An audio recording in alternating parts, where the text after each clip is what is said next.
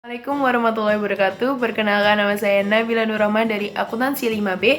Di sini saya akan menjawab pertanyaan untuk ujian akhir semester dosen penguji Buni Amah SE MSI. Yang pertama ada bagaimana ketentuan syariah akad mudharabah, khususnya objek akad mudharabah yaitu kerja dari pihak mudharib.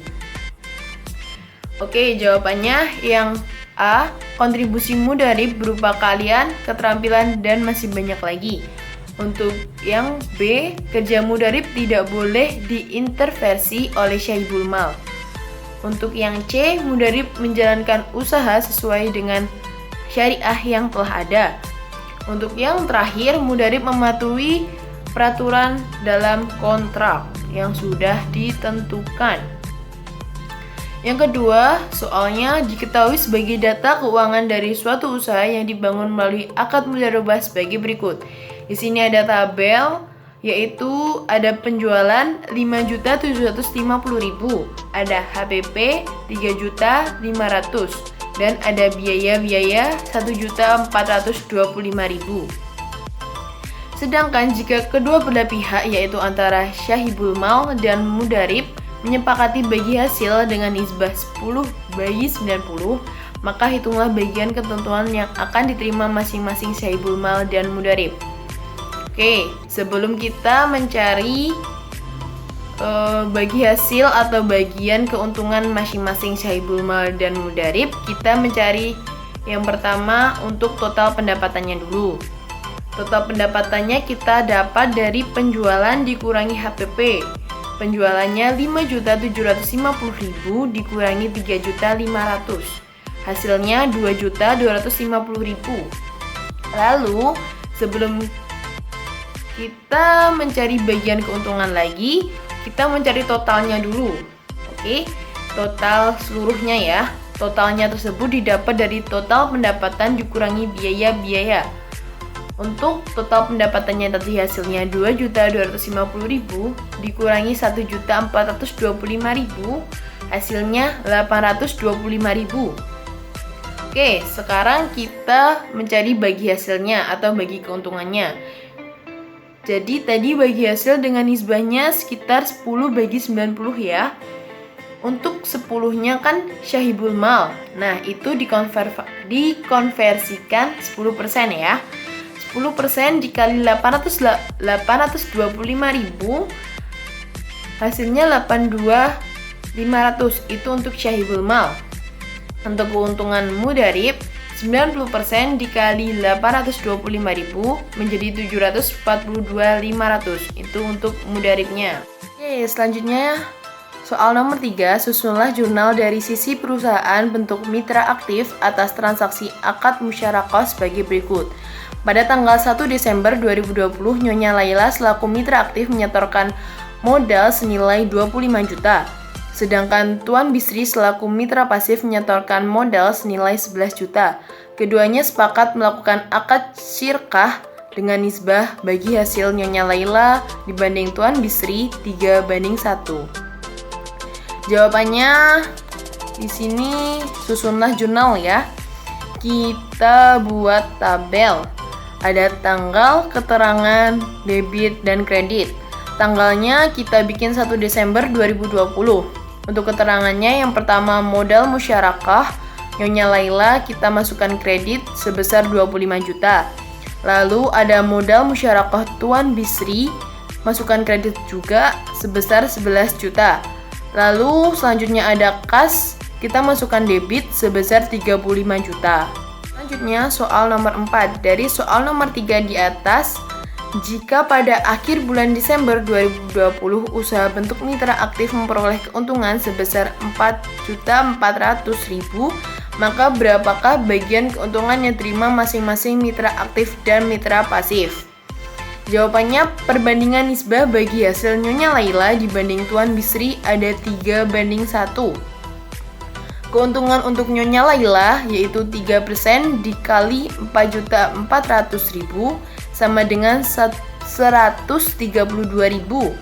Untuk keuntungan Tuan Bisri sama dengan 100% dikali 4.400.000, hasilnya 44.000. Lalu untuk soal kelima, Tuan Ganesh menginvestasikan uangnya sebesar 15 juta untuk usaha mebel yang dimiliki Tuan Angger dengan akad kerjasama yaitu akad mudarobah selama periode akad 2 tahun serta nisbah yang disepakati Tuan Ganesh dibanding Tuan Angger adalah 1:3.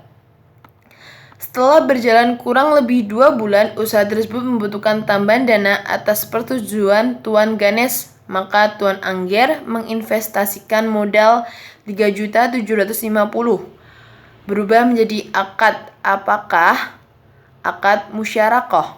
Oke, untuk jawabannya akad musyarakoh.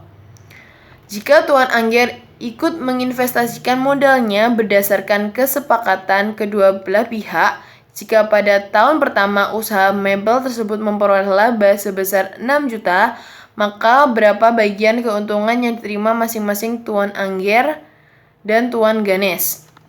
Oke, tadi ada pertanyaan.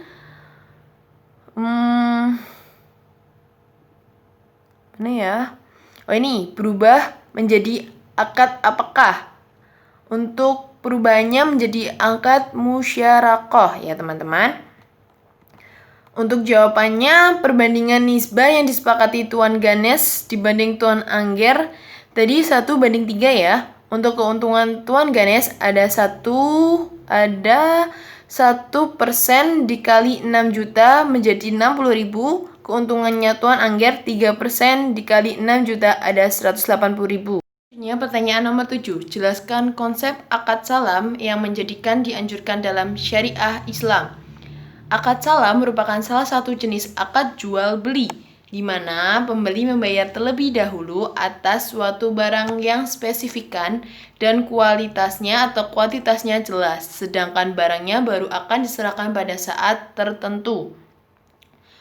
Melalui akad salam, selain petani atau produsen terbantu permodalannya, pembeli pun juga terbantu karena memperoleh jaminan akan dapat barang sesuai spesifikan yang dimintanya pada saat tertentu dengan harga yang disepakati di awal.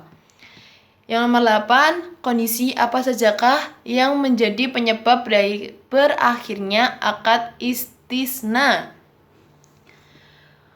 Yang pertama, terpenuhinya tujuan akad tersebut. Suatu akad dipandang berakhir apabila telah tercapai tujuannya.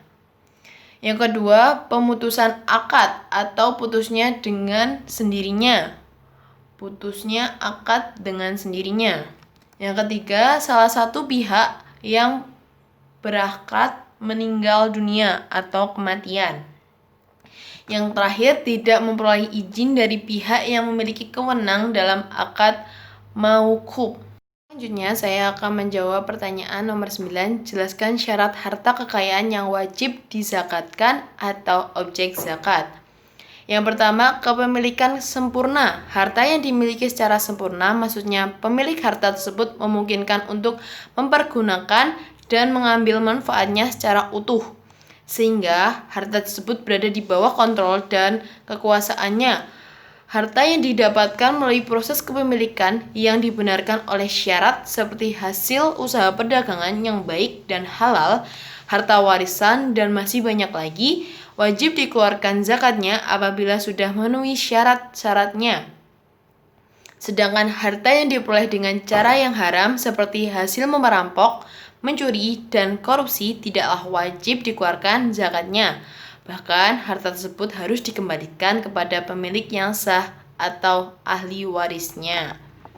Yang kedua, berkembang produktif atau berpotensi produktif.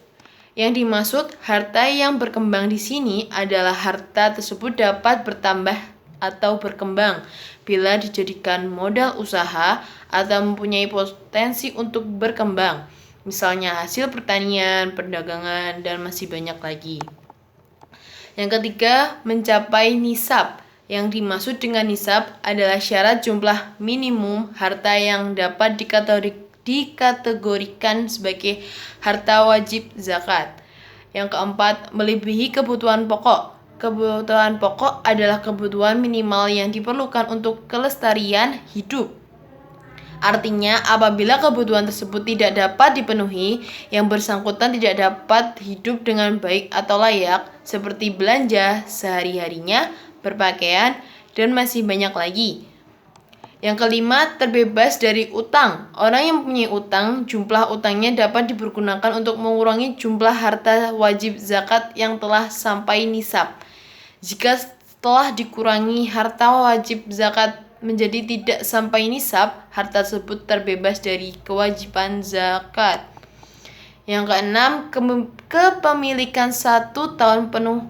Maksudnya adalah bahwa masa kepemilikan harta tersebut sudah berlalu selama 12 bulan atau Qamariyah menurut perhitungan tahun Hijriyah. Persyaratan 1 tahun ini hanya berlaku bagi ternak, emas, uang, harta, benda yang diperdagangkan, dan lain sebagainya. Sedangkan harta hasil pertanian, buah-buahan, rikas atau barang temuan, dan harta lain dapat dikiaskan atau dianalogikan pada hal-hal tersebut seperti zakat profesi tidak disyaratkan harus mencapai 1 tahun. Selanjutnya nomor 10 atau yang terakhir, tuliskan secara singkat ide penelitian mengenai wakaf dan apa yang menarik dari ide tersebut. Oke, untuk ide penelitian mengenai wakaf, menurut saya wakaf untuk kesejahteraan masyarakat. Kenapa sih wakaf menurut kesejahteraan masyarakat? Dari ide tersebut ini saya berpikir bagaimana caranya wakaf dari seseorang itu bisa digunakan oleh orang banyak atau masyarakat sekitarnya yang ada. Hal yang menarik lainnya, dengan wakaf tersebut bisa digunakan untuk orang yang memberi wakaf, untuk orang yang memberi wakafnya amal jariah di akhir dunia, dan apa saja keuntungannya dari wakaf tersebut jika digunakan untuk banyak orang. Oke, pertanyaannya udah selesai. Sekian, terima kasih telah mendengarkan dan semoga bermanfaat. Bila ada salah kata saya mohon maaf. Wabillahi taufiq wal hidayah. Wassalamualaikum warahmatullahi wabarakatuh. Dadah.